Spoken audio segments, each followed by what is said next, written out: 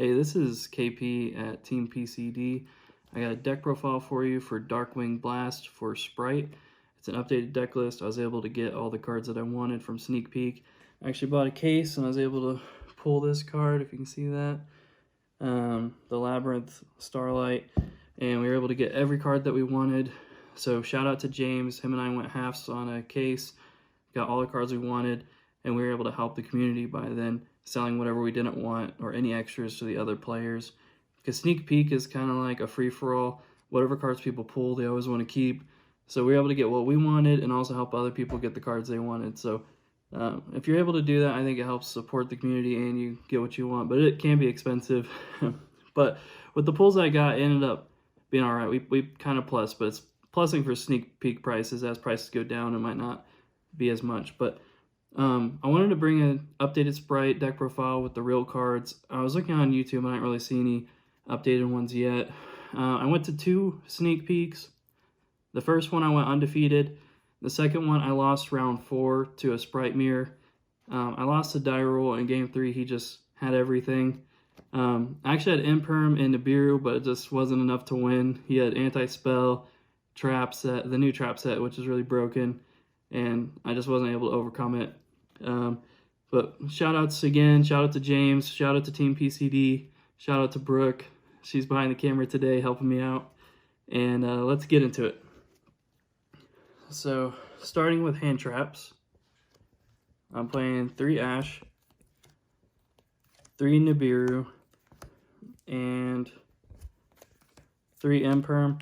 I just thought that these were the best, most generic ones. Nibiru I didn't really end up liking I guess yesterday. I would kind of think that maybe I would play triple talents instead, tactic talent. Every time I'd have Nibiru against like Spright, they would usually like go straight into gigantic, or they'd already have like enough setup that you pretty much need Imperm and Nibiru, but even then they were like summoning gigantic as they're like their 4th summon. So it puts you in an awkward situation because you can't really activate it at all. All you can do is just Imperm, and then it just put me in weird situations. So based on how at least locals went for Sneak Peeks, it wasn't good. So maybe that might be a change in the future. But I did kind of just throw the deck together based on my pools and limited testing for the Sneak Peek.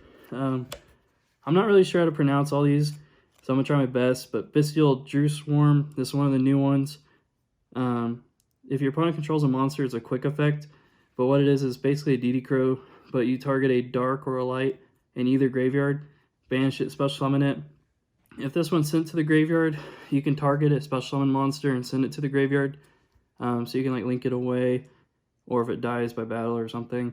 So it's really good. Partnered with Magnum Hut, I think is how you say it. This one is the Searcher. You can search from the graveyard or from your deck, so you can get this one. That's why I play 3 of this one and just 1 of this one, because it's searchable. But it's really strong against tier. You can chain it to the tier effects in the graveyard and banish them. The MVP card is Fenrir, if that's how you pronounce it. This card, you can special summon it if you control no monsters, and during the main phase, you can add another copy of it, or in the actual deck, you can search other monsters. But if you declare a battle with this, like declare an attack, or if your opponent activates a monster effect, you can target a face-up card on the field and banish it face down. If they have like a negate on board, you can activate your first effect, the search, which the search isn't really needed because you can only control 1, because you have to have no monsters to summon it. If they chain a negate, you can chain and banish something face down. So it's kind of like good at baiting boards. For the Sprites, 1 red and 1 carrot, 3 blue, 3 jet. Everybody should know what these do by now. Jet has the newly added ability to search the new trap card, and the trap card's broken. We're playing Angler and 3 Beaver. Because of the new Spright Sprined link, you can send this card, summon 2 Beavers from your deck, so that's really strong. It does make you run into Nibiru harder, but it adds a lot more power and utility and consistency, so it's worth playing. For my combo, I'm not playing the Swap Frog engine. Instead, I'm playing Diviner and Scythe. So the new Spright trap can actually summon Scythe from your graveyard to a Link 2 zone. So I summoned Diviner and Diviner sent Scythe. And in the combo with Jet, I searched the trap and then special summon Scythe. So Tier don't really play a lot of hand traps usually. So if you go first and you summon Scythe, they pretty much lose. Onto the spells. 1 Called by the Grave. 1 Smashers. 3 Starter. I decided to play Prosperity. It was pretty good. And then the last card, I played 2 of the new trap. So it has 3 effects. You can either target a monster in the graveyard or field, and you can like attach it to an XYZ on the board. I think a rank 2 XYZ, or you can, if it's a monster on the field, you can take the monster and put it under a Link 2 zone, or you can special summon a monster from the graveyard to a Link 2 zone. I mainly did it with the Scythe to summon it to a Link 2 zone, but in the Spright mirror, my opponent took my Gigantic and things like that. So, I mean, it's a really strong card. Whether you need 1 or 2, it's still up for debate, but I decided to play 2. And part of the reason I played 2 is I would Scythe Lock 1 turn, and if I couldn't OTK, I would Scythe Lock again. And people said that needs to be banned. So it's pretty strong. So that's it for the main deck. I played 40 cards. On to the extra deck. I played 2 Gigantic. 1 Soul Sweeper, 1 Sky Cavalry with the Downard and the Zeus. It's just good going second, just clearing boards.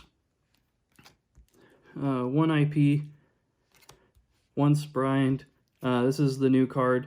The first effect is when it's summoned, you can send a level 2 to the graveyard. So in my deck, I'd either send Angler, or I could also send Diviner and bring it back later with Elf, so it's really strong. The other effect, I think, is if a monster is special summoned and you can detach a material from a rank 2 and bounce a card on the field.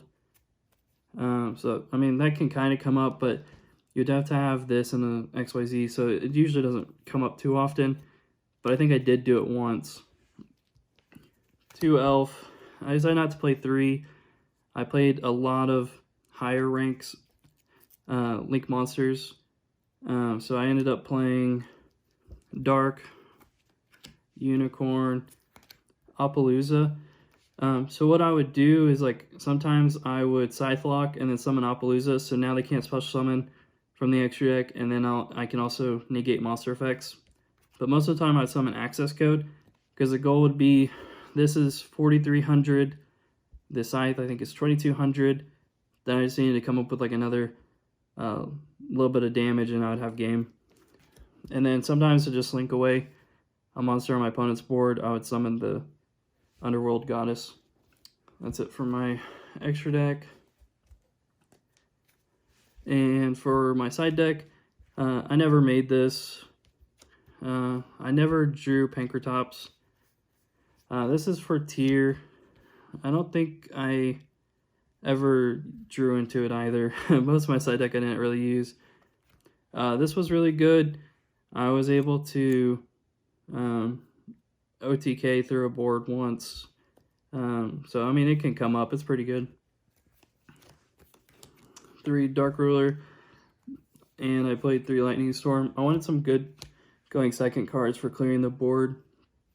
I did end up playing against a Runic guy at the first locals, and his only loss was to me, and this isn't really that good because they can summon Hugin and protect their board, but I didn't really have any outs, but I still got lucky enough to win.